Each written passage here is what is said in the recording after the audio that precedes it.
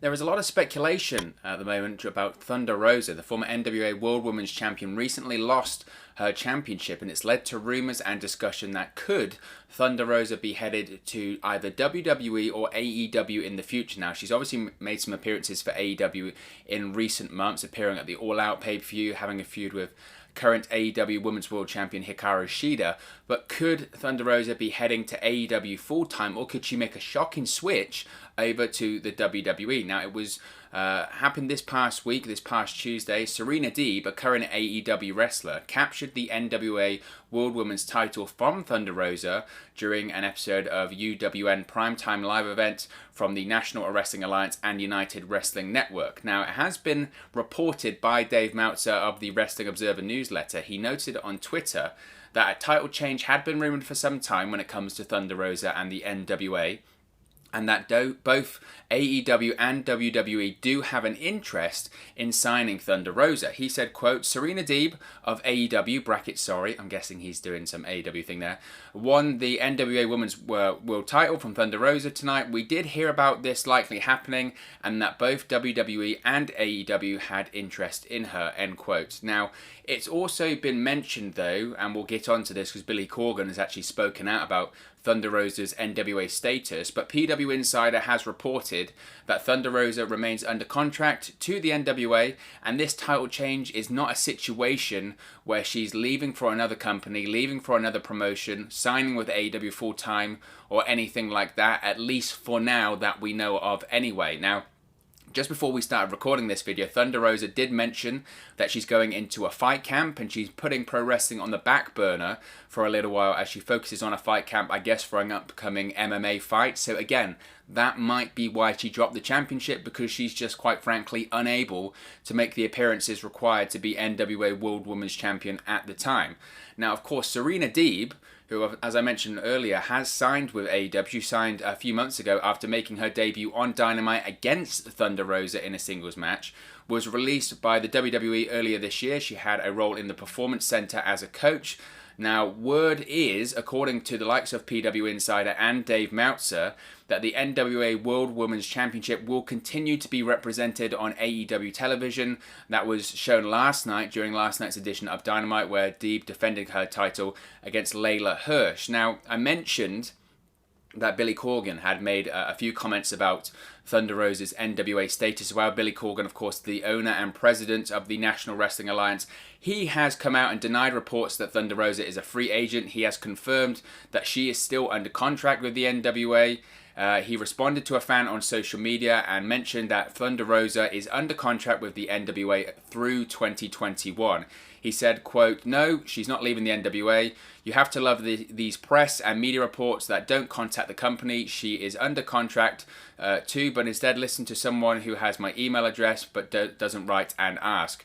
She is under contract through 2021, and there's a reason for that. It's called excellence and faith, wrote Billy Corgan. I believe that was on Instagram, in an Instagram story in response to a fan on Instagram there. So it's very interesting, and Thunder Rosa has been hyping up her potential next steps when it comes to professional wrestling. She did a video the other day saying where she's going to end up next. She said, quote, hey Dirt Sheets, what's next for me? She pulled down her tights on her hip to reveal AEW, WWE and NWA written in looked to be like a Sharpie pen or something like that. So she's having a bit of fun there, but it would appear that she's under contract with the NWA until the end of 2021. Not that that means anything, of course, because we have seen if you're under contract with the NWA and you want to leave, you want to get out of that contract, the NWA isn't holding talent back. We've seen the likes of Eddie Kingston get out of his contract. We saw James Storm appear at Impact Wrestling on Saturday. We don't know if that's a full-time deal or not. Basically, these NWA stars, Wade Barrett, Stu Bennett's another example of that. If they want to leave, they can. So I would take that Billy Corgan statement with a pinch of salt, because we've seen that contracts, especially when it comes to the NWA right now, don't mean a hell of a lot, because if they want to get out, they can. I think, personally, the biggest reason for Thunder Rosa dropping the NWA World Women's Championship is, like I said, I think she has a fight coming up. She's going into fight camp. Her mindset is purely on MMA for a brief period of time, and she can't make the appearances on that primetime live show as the NWA World Women's Champion. I think it's as simple as that. I think an interesting thing here, and this is what I wanted to talk about a lot in this video, is that the NWA World Women's Championship is to continue to be represented on AEW. Now, when I read that in that report there, my question and my first response to that is, why? Why? Why do you need a second women's championship on that show? There have been multiple criticisms of the AEW Women's Division. The booking of the Women's Division in AEW, the matches, the storylines, their presence on the show, etc. I could go on for hours with this. So why on earth, after all of those criticisms, would you keep a second Women's Championship on that show? To me, it just doesn't make any sense. It really just doesn't make any sense. My mindset when it comes to that would be fix your own division first. Fix your own championship first, instead of bringing in a second title from an outside promotion. Now, I suppose one rationale could be from the likes of people in AEW, Tony Khan, etc. Kenny Omega is involved in the women's division in AEW. I suppose a rationale there could be, well, if we have two titles, maybe we can have more women going for more bouts. Maybe that's their rationale there. Therefore, we can have multiple championship pursuits, we can have multiple female storylines, and multiple female matches per show. But to me, that rationale just seems very, very odd. And don't get me wrong at all. I am really, really happy for Serena Deeb. She is a fantastic talent. Obviously, she was let go by WWE earlier this year due to the budget cuts with the pandemic, which absolutely sucked. Don't get me started on that. But she's not only landed on her feet, she's now a world champion. Not bad by Serena Deeb right there. And when she was signed by AEW a few months ago, my first reaction was, this is exactly what AEW needs to do with their women's division. You need to go out there, do a bit of scouting, make a big play, sign the biggest and best names possible, and most importantly, get some of the best female workers possible. Best female workers possible. If you can't find the characters, ensure you have the best matches anywhere in your women's division. At least make that your aim. Because to me at this point, we're over a year into AEW's existence at this point. Their first actual show, Double or Nothing, May 2019, was that when it was? So we're about 18 months into AEW's existence of putting on shows. And we're about 12 months, just over 12 months at this point, into the AEW Dynamite shows on TNT. And it's very difficult to find elements, in my opinion, of that show to criticize. It's been brilliant. You've had fantastic shows, great content, great matches, great stories, great moments. I know it's not everyone's cup of tea, but that's pro wrestling in 2020. But universally, I think most people would say the letdown or the major room for improvement when it comes to AEW is the women's division in that company. It just is. Some of the women's matches in AEW have been very, very bad. Obviously, there have been good matches, and there have been some great matches. And I think Hikaru Shida, as Women's World Champion, has been involved in the majority of them because she's absolutely fantastic. One of the best workers in the world, male or female. I think she's absolutely fantastic. But a lot of those matches, when it comes to the AEW Women's Division, haven't been good. They just haven't.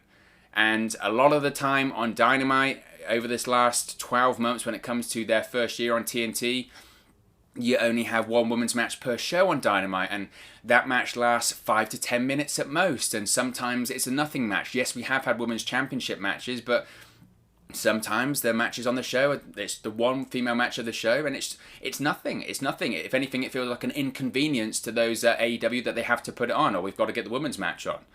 And to me, that just doesn't sit right with me. There's usually only one woman's storyline per show for Dynamite, and I know they're working on that, and maybe currently that's not a fair criticism because Britt Baker has her own thing. They had a multiple female storylines at All Out because they had Britt Baker and Big Swole, and they had Thunder Rosa and Hikaru Shida. So look, they are trying to improve there, but there is so much work to do, I think, in that AEW Women's Division. There is so much work to do, and so much work to do on that element of AEW. And I mentioned about AEW going out there and signing great workers and big names, and I think they are doing that. They're trying to do that. They've certainly got better talent in that women's division than they had previously. I mentioned Serena Deeb. You've got Diamante, Ivelisse, Tay Conti, Abaddon. They're all great talents and great characters. But the major and important quality here is booking. I think fundamentally AEW needs to improve their booking of the women's division. And I will say I think we have seen an improvement over the last year or so, but I think there really is a long way to go. And also, while I'm talking about the AEW's women's division here, There are a couple of myths that I want to dispel when it comes to the AEW Women's Division, or certainly some excuses anyway. I've seen a lot of people use the pandemic as excuse. Well, AEW had a lot of Joshi wrestlers from Japan. Now they're unable to travel, so that's why the division has suffered. Well, my response to that is partially true about the travel and the Joshi wrestlers. A lot of the women's wrestlers in the early days of the women's division AEW were Joshi wrestlers from Japan. But the division was poor before the pandemic, and there were poor matches before the pandemic ever happened. You can go back and watch them, you can go back and find them. So that's not completely accurate. And secondly, another excuse which absolutely just infuriates me is, well, they've only been around a year. AEW is a young company, they've been around a year, give them time. And I do agree with that in certain elements. You have to give them time rhetoric is partially true. But how come every other aspect of the show is great apart from the women's division? If the tag team division sucked, would you say, well, give them time? You would say, no, what are the Young Bucks doing? They've got plenty of experience. Why aren't they booking the tag team division right? If there's a bad main event, or if there's a bad show, a lot of the time the response is, well, they're a young company. They're allowed to make mistakes. Give them time. They're allowed to make mistakes. Everyone's allowed to make mistakes. AEW's allowed to make mistakes. WWE's allowed to make mistakes. Impact's allowed to make mistakes. Whoever is allowed to make mistakes. But the idea of, well, they're a young company, so we give them a pass there. No. You have to be objective in these kind of situations. You have to praise what is good, and you have to critique what you believe to be bad. And that is the case with the AEW Women's Division. A lot of the time it has been bad. And you look at Impact, you look at WWE, the Women's Division are a cornerstone of the show. And by that I mean you've got them involved in multiple matches, multiple storylines, main events. Has a women's match ever main evented Dynamite? Has a women's match ever main evented an AEW pay-per-view? And again, the response to that would be, well, there haven't been many, so give them time. Well, we're 18 months in. We're 12 months into the TV show and it hasn't happened yet. And quite frankly, I don't see it happening anytime soon. And again, the response to that might be, well, they don't have the division for it. They don't have the stars. They don't have the division to main event a TV show or main event a pay-per-view. But how can the division thrive and succeed if they're not booked to succeed and thrive? It goes hand in hand. You have to give them a chance and you have to push them. If they only have 5-minute matches, one match per week on Dynamite, how are they supposed to main event the show? How are they meant to be built up? Now, as far as Thunder Rosa and Billy Corgan mentioned, she's still under contract with the NWA.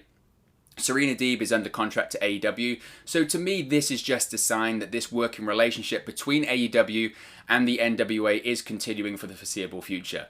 Which means more Thunder Rosa on Dynamite, which for me is a massive positive. Now, I mentioned she is going into fight camp, MMA training, so how much we will see of Thunder Rosa on Dynamite in the coming weeks, I don't know. Her match against Hikaru Shida All Out was possibly and probably the best women's match I think we've seen in AEW so far. And I think, wow, it's pretty obvious. It's plainly obvious that AEW wants her full time. And I think personally, once Thunder Rosa's contract with the NWA does expire at the end of 2021, I think she will sign with AEW or maybe WWE, who knows? Because she's a big talent. She is a big talent. She is a fantastic worker. She can cut a promo. She's money. She's absolute money. She just has the look. She's the type of wrestler that I think AEW needs in that division. And I think the fact that Thunder Rosa dropped the NWA World Women's title to an AEW wrestler, to me, implies that once Thunder Rosa is back and wrestling after her MMA fight, to me, that implies that very, very soon, Thunder Rosa will become the AEW Women's World Champion. I think it's inevitable at this point. Now, of course, it's Hikaru Shida versus Nyla Rose for the Women's World title at Full Gear. I expect Shida to retain. But I think we're going to get Shida versus Thunder Rosa once again soon, and I think that's where they're going to do the title switch. So I think Thunder Rosa will become the Women's World Champion in AEW very, very soon. But of course, as always, this is just one man's opinion. What are your thoughts on Thunder Rosa, the AEW relationship, WWE being interested, the AEW Women's Division? Let me know your thoughts in the comment section below. I'll be sure to respond and reply to all of your comments. Really enjoy interacting with you guys, chatting about pro wrestling, chatting about AEW in the comment section. All opinions are welcome. You don't have to agree with me. You can disagree, whatever. All opinions are welcome here on the channel, so be sure to leave a comment below. If you have enjoyed this video, smash a like on the like button as well. Really does help us out here on YouTube. go up the rankings and get into people's recommendation feeds if they haven't seen our videos previously. But most importantly, if you haven't already, please do subscribe to Wrestle News 365. You can do that by clicking the bottom right hand corner of the screen right now, or if you wait a few seconds, there'll be a subscribe button at the end of this video along with another video for you to watch. Thank you very much for watching, listening, streaming, or however you come across this video today, and I'll speak to you again very, very soon. Hey guys, thank you for watching, listening, streaming, or however you come across this video today. Be sure to click on the video on the right there to watch our next video, or click the bottom there to subscribe, or the bottom right hand corner. Thank you very much, and I'll speak to you again very soon.